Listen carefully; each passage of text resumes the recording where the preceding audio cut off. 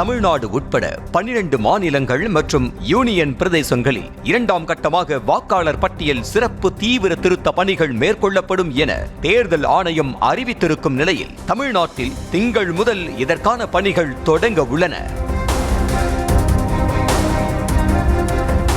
SIR எனப்படும் வாக்காளர் பட்டியல் சிறப்பு தீவிர திருத்தம் என்ற பெயரில் தமிழ்நாட்டு மக்களின் வாக்குரிமையை பறிக்கும் சதிச் செயல் இது என கூறி அதற்கு எதிராக போராட முதலமைச்சர் மு.க. ஸ்டாலின் அனைத்து கட்சி கூட்டத்திற்கு அழைப்பு விடுத்தார். தமிழ்நாட்டில் உள்ள 60 கட்சி தலைவர்களுக்கும் அழைப்பு கடிதம் அனுப்பப்பட்ட நிலையில் அதிமுக, பாஜக, அன்புமணி தரப்பு பாமக கட்சிகளுக்கு அழைப்பு விடுக்கப்படவில்லை. அதே நேரத்தில் தாவேக தலைவர் விஜய்க்கு திமுக தரப்பில் அழைப்பு விடுக்கப்பட்டிருந்தது. அதன்படி சென்னை தியாகராய நகரில் உள்ள அக்காடு ஹோட்டலில் முதலமைச்சர் மு.க. ஸ்டாலின் தலைமையில் அனைத்து கட்சி கூட்டம் ஞாயிற்றுக்கிழமை காலை நடைபெற்றது.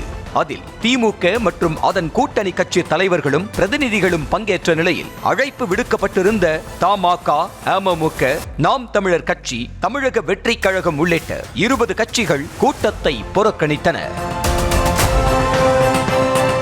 கூட்டத்தில் பங்கேற்ற 45 கட்சிகளின் பிரதிநிதிகளும் SIR குறித்த தங்களது கருத்தை பதிவு செய்த நிலையில் அனைத்து கட்சி கூட்டத்தின் நோக்கம் குறித்து உரையாற்றிய முதல்வர், தேர்தலுக்கு சில மாதங்களுக்கு முன்பாக முழுமையான திருத்த பணிகள் செய்ய நினைப்பது உண்மையான வாக்காளர்களை நீக்குவதற்கான தந்திரமாக மட்டுமே பார்ப்பதாக குற்றம் சாட்டினார்.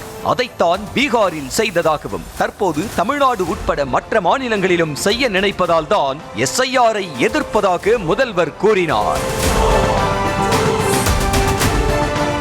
கூட்டத்தின் முடிவில் அனைத்து கட்சிகளின் ஆதரவுடன் தீர்மானம் நிறைவேற்றப்பட்டது.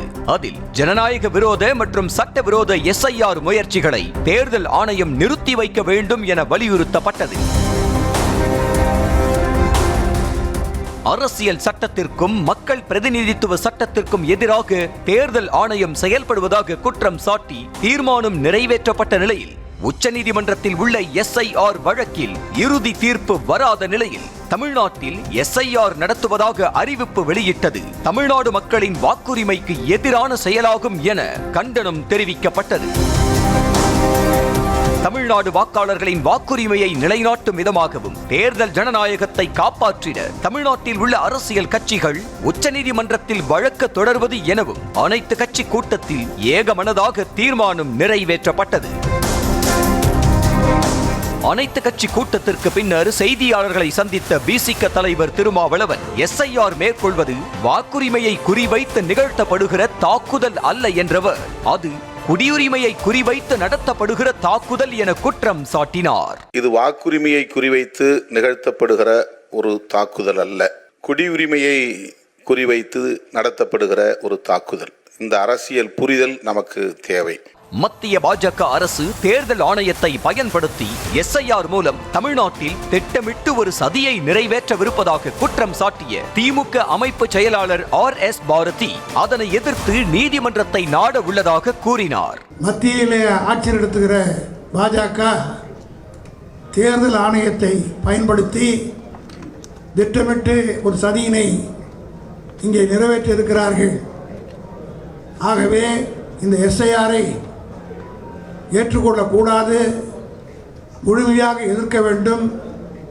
முதல் கட்டமாக நீதிமன்றத்தை நாடுவதென்றும் பாஜக எதை செய்தாலும் கண்ணை மூடிக்கொண்டு ஆதரிப்பது என்ற தவறான நிலைப்பாட்டை எடுத்திருப்பதால் தான் அனைத்து கட்சி கூட்டத்தை அதிமுக புறக்கணித்திருப்பதாகவும் அது ஏற்கத்தக்கதல்ல எனவும் CPM கட்சி மாநில செயலாளர் சண்முகம் குற்றம் சாட்டினார்.